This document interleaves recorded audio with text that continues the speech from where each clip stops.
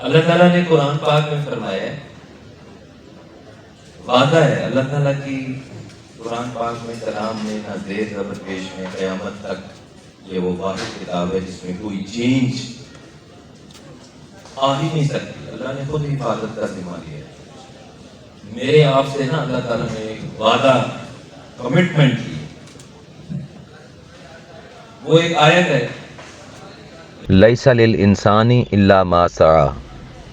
انسان کے لیے وہی کچھ ہے جس کی وہ سعی کرتا ہے۔ سعی کا لفظ جو ہے وہ عربی میں اگر ہم دیکھیں، عام طور پہ ہم سعی کے لفظ کو بولتے ہیں کہ کوشش۔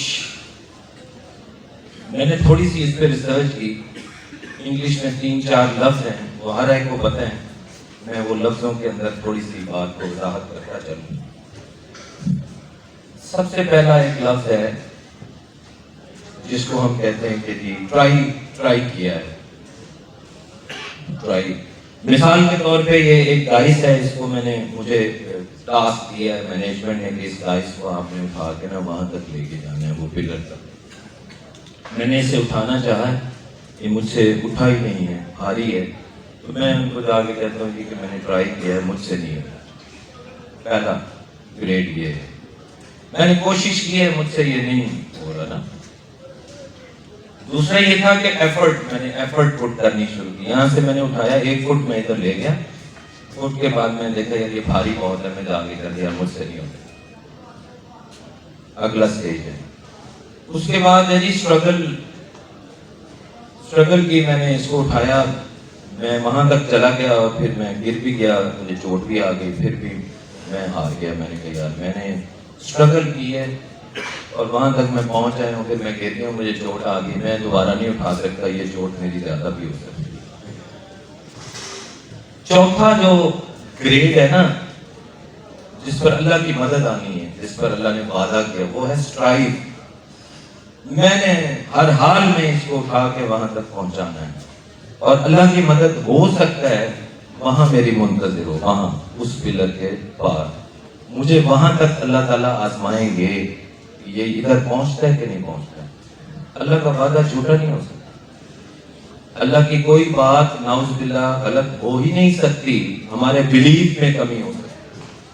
مجھے یقین آتا ہے یا نہیں آتا یہ علیحدہ بات، اللہ کی بات پہ تو اللہ نے وعدہ کیا ہے کہ آپ کے جیسی آپ کی اسٹرگل سعی عربی میں بولتے ویسا ہی آپ کے لیے ہے۔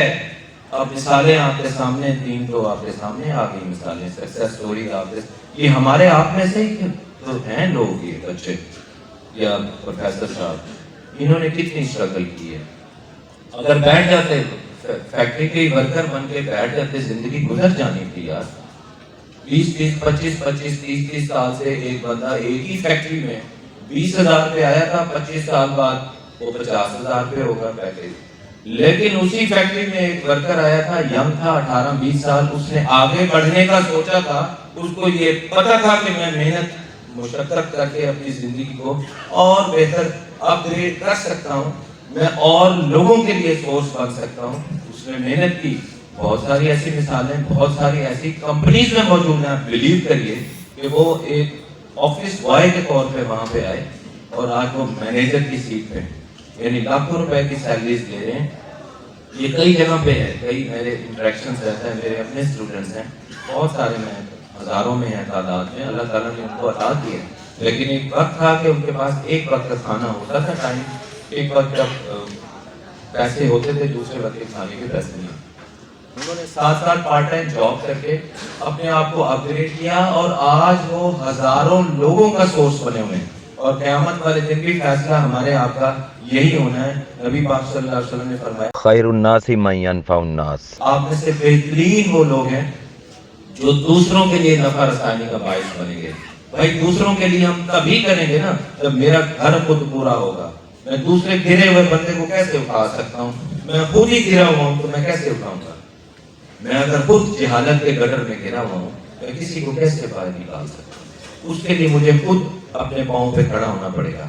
جن کی ایج گزر، نبی پاک صلی اللہ علیہ وسلم نے تو کوئی خیر ایج کی کوئی پابندی لگائی ہی نہیں ہے۔ ماں کی گود سے لے کر قبر کی لہر تک علم حاصل کرو۔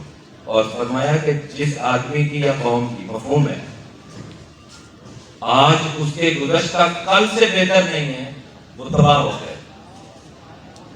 اب بہتری کا کیا مطلب ہے؟ روزانہ کی بنیاد پہ مجھے کوئی نئی بات سیکھنی ہے، نیا علم سیکھنا ہے، نیا ہنر سیکھنا ہے، نئی نیکی کرنی ہے، کسی کے کام آنا ہے، یہ بہتر ہے۔ اگر آج آپ نے یہ کام کر لیے ہیں تو آج آپ کا کل سے بہتر ہو گیا، آپ اپنے آپ کو اپ گریڈ کر رہے ہیں۔